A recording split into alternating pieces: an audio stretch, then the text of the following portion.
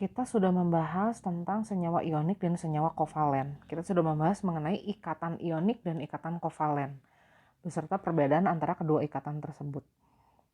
Nah, ada ikatan yang ketiga atau jenis ikatan yang terbentuk dari unsur-unsur logam dengan logam. Jadi penyusunnya hanya logam. Ikatan seperti ini disebutnya ikatan logam. Nah, ikatan logam ini terdapat pada logam secara fisik yang seringkali kita lihat sehari-hari. Nah, ikatan logam dia berbeda dengan ikatan ionik dan kovalen. Jadi di sini tidak ada serah terima elektron, tidak ada pemasangan elektron atau penggunaan elektron bersama-sama. Di sini yang terjadi adalah inti-inti atom logam itu saling berdekatan. Seperti ini. Nah, inti kita tahu muatannya positif karena di dalam inti ada proton dan neutron sebenarnya, tapi neutron kan tidak menentukan muatan. Nah, elektronnya ada di mana? Elektronnya itu akan tersebar atau terdelokalisasi di antara inti-inti atomnya. Jadi kalau digambarkan elektronnya seperti ini, nah elektronnya itu tersebar. Ini agak unik sih struktur seperti ini karena kok bisa ya elektronnya itu tersebar merata, kemudian dia saling berdekatan padahal muatannya negatif ya. Tentu ada jarak minimalnya ya ini. Nah, karena strukturnya seperti ini, makanya logam punya sifat-sifat spesial. Kalau kita tahu logam itu menghantar listrik. Jadi dia bersifat konduktor listrik dan konduktor panas. Nah, ini terjadi karena memang letak elektronnya di sebelah situ tuh, elektronnya tersebar. Jadi kalau diberi aliran listrik dari arah sini misalnya, listrik itu kan perpindahan elektron, elektronnya akan nanti terus menerus bisa berpindah melalui lautan elektron yang ada di situ. Nah, karena strukturnya seperti itu, makanya besi bersifat konduktor. Begitu juga dengan konduktor panas. Dia juga menghantarkan panas karena strukturnya seperti itu. Jadi inti yang satu dengan inti yang lainnya itu dipisahkan oleh lautan elektron. Jadi panas bisa lewat juga di situ. Kemudian yang kedua, besi itu bersifat bisa ditempa. Pernah dengar besi ditempa kan? Bisa dibentuk atau disebutnya ductile. Karena bayangkan kalau kita beri tekanan di sebelah sini, maka si ikatan logamnya ini tidak akan mudah terputus seperti ikatan ionik. Yang terjadi nanti hanya akan terjadi pergeseran dari si atom-atomnya.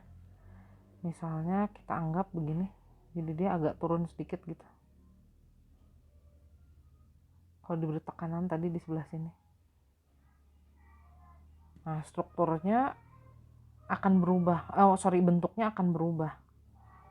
Nah, ini yang menyebabkan kenapa logam bisa ditempa atau bisa dibentuk. Nah, selain itu logam juga biasanya permukaannya mengkilap. Permukaannya mengkilap karena apa? Karena pergerakan elektron ini, elektronnya bebas bergerak di permukaannya. Kemudian ada juga yang menyebut bahwa logam ini bersifat elastis, tapi tentu tidak se-elastis karet ya. Kalau karet ikatannya ikatan kovalen itu beda lagi. Kalau logam maksudnya elastis itu adalah dia bisa ditarik dan dipanjangkan. Pernah lihat isi dari kabel listrik kan ya, kalau kita kelupas si lapisan plastiknya di dalamnya ada serat-serat tembaga. Nah, itu dari logam juga yang dipanjangkan sampai strukturnya seperti serat-serat. Nah, ini tentang ikatan logam. Ikatan logam ini menghantarkan listrik dan panas dalam fase padatannya. Jadi padatannya menghantar listrik dan panas. Kalau ikatan ionik kan yang menghantar listrik hanya bentuk lelehannya ya. Kalau ini padatannya juga menghantarkan listrik. Nah, apalagi dalam bentuk liquid dan larutannya pasti tetap menghantarkan listrik dan panas. Nah, ini keistimewaan ikatan logam.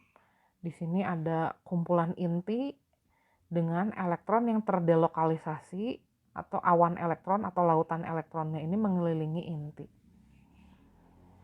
Ini menyebabkan logam mempunyai sifat-sifat khas seperti dia menghantarkan listrik dan panas, baik dalam bentuk padatan, lelehan maupun cairan. Kemudian dia bersifat ductile, bisa dibentuk, karena kalau dibentuk cuma bergeser aja nih letak atom-atomnya atau letak inti-intinya. Dia mengkilap karena ada pergerakan elektron yang terus-menerus di permukaannya. Dia bersifat elastis karena kalau dipanjangkan ini strukturnya tidak mudah lepas atau tidak mudah pecah, karena strukturnya yang seperti ini nih. Ada awan elektron yang menyebabkan dia bisa ditarik dengan menjadi sangat panjang. Nah, ini mengenai ikatan logam. Unsur penyusunnya logam dengan logam. Dalam kehidupan sehari-hari biasanya kita hanya menyebut unsur logamnya saja, misalnya unsur tembaga atau unsur besi. Nah, ini sebenarnya terdiri dari kumpulan atom-atom tembaga. Ini juga terdiri dari kumpulan atom-atom besi.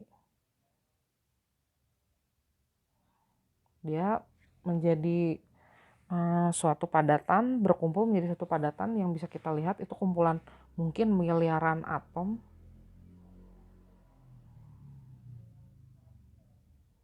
Nah, kumpulannya itu membentuk ikatan logam seperti tadi. Inti-intinya berdekatan, elektronnya bergerak bebas di sekitar inti atomnya.